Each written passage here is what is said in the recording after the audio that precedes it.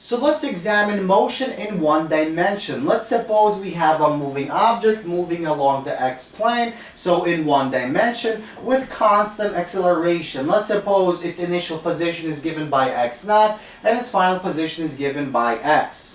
So because our object is moving with constant acceleration, we can use the following four equations to find some unknown variable. For example, if we want to find what our final position or what our final velocity of the object is at our final position, we can use equation A if we know our time, our acceleration, and our initial velocity v0.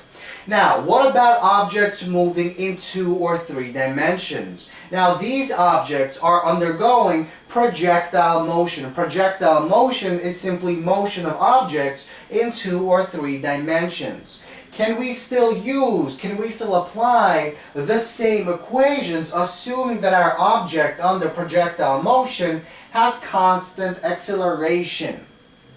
And the answer is yes, we can.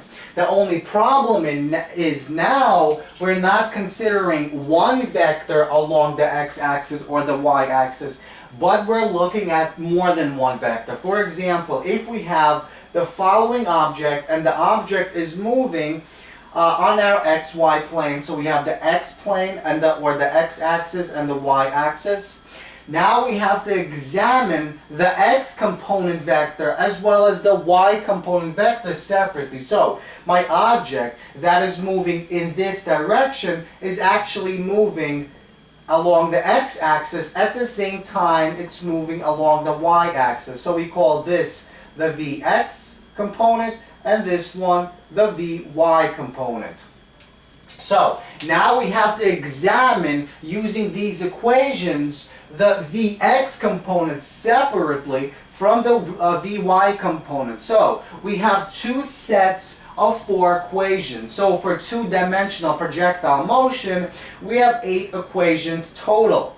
So here we have, for example, in A, we have the following equation for our velocity along the x component, along the x-axis. So our final velocity along the x-axis is equal to our initial velocity along the x-axis plus our acceleration along the x-axis multiplied by time. Likewise, we could look at the same exact motion but in the y direction for the same exact object. Now our initial velocity or our final velocity along the y-axis is equal to our initial velocity along the y-axis plus our acceleration along the y-axis multiplied by time. Now let's look at 2 very common examples of objects undergoing projectile motion in 2 dimensions. So let's look at the following picture. Let's suppose our moving object rolls off the following table.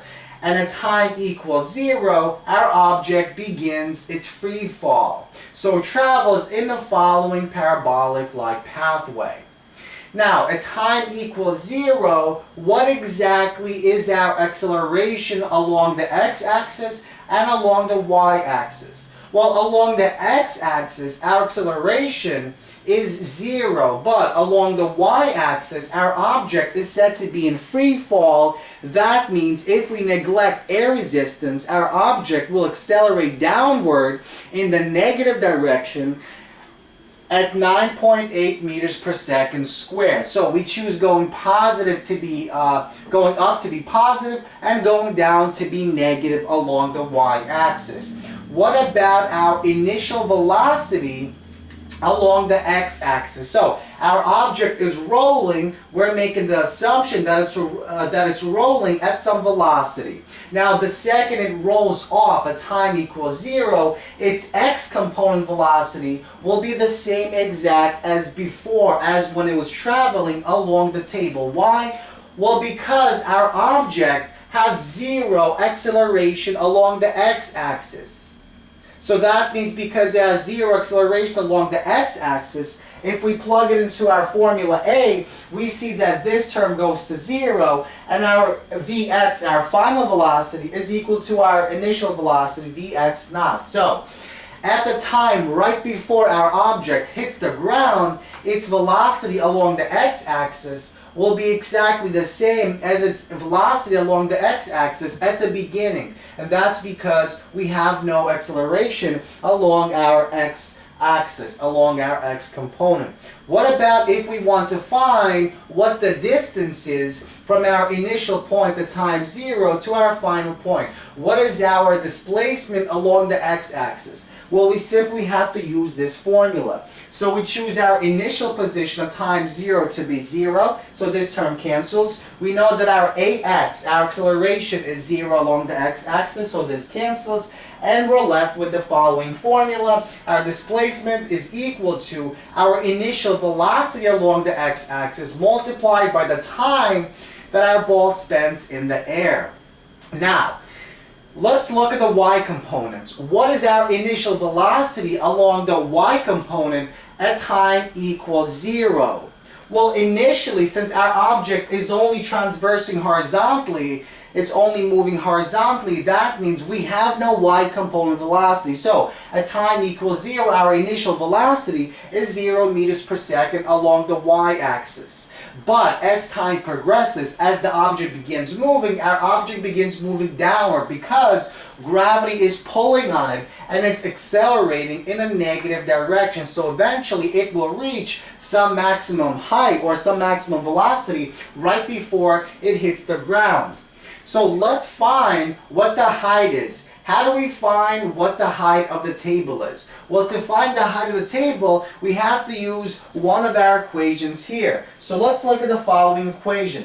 Let's choose our initial position to be the height of the table and the final position to be 0. So we bring our y0 over this way, it becomes negative. Notice that our initial velocity along the y-axis is 0, so this cancels out. And we're left with the following equation. So our y0 is equal to 1/2 times our acceleration, so 9.8 meters per second squared, multiplied by time squared. So notice this equation not only gives us our distance from our top of the table to the bottom of the ground, but if we know this distance, we can find our time, the time our object spends in the air, and then we can use that time to go back to our x components and find how far our object travels. Now, let's suppose that at the same time, at time equals 0, we take another ball from the same exact height and we drop the ball from that same exact height with an initial velocity along the y component of 0. Which object will reach the ground first? Well, the answer is both of these objects will reach the ground at the same exact time, given that their initial velocity along the y direction was 0 and given that the height is the same exact height. So once again, the object dropped vertically will reach the ground at the same time as the object projected horizontally, as long as their initial height and initial horizontal velocity are exactly the same. So let's look at another type of projectile motion, two-dimensional projectile motion. Let's suppose we kick a football and the football travels in a following parabolic pathway.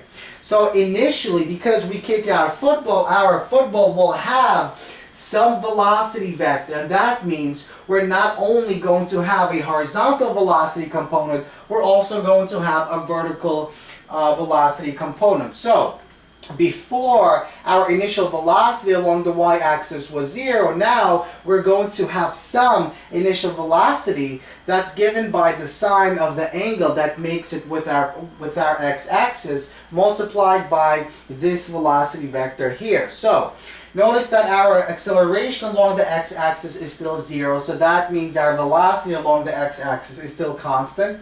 And to find our distance, our displacement along the x-axis, we still use the same exact formula. We still have our gravitational constant, negative 9.8 meters per second squared. Now we have our initial velocity along the y-axis to be some value. And notice that initially, our object will begin traveling with some velocity, and at some point, at this point, our object's vertical velocity will be 0. At this point, the object will reach a maximum height.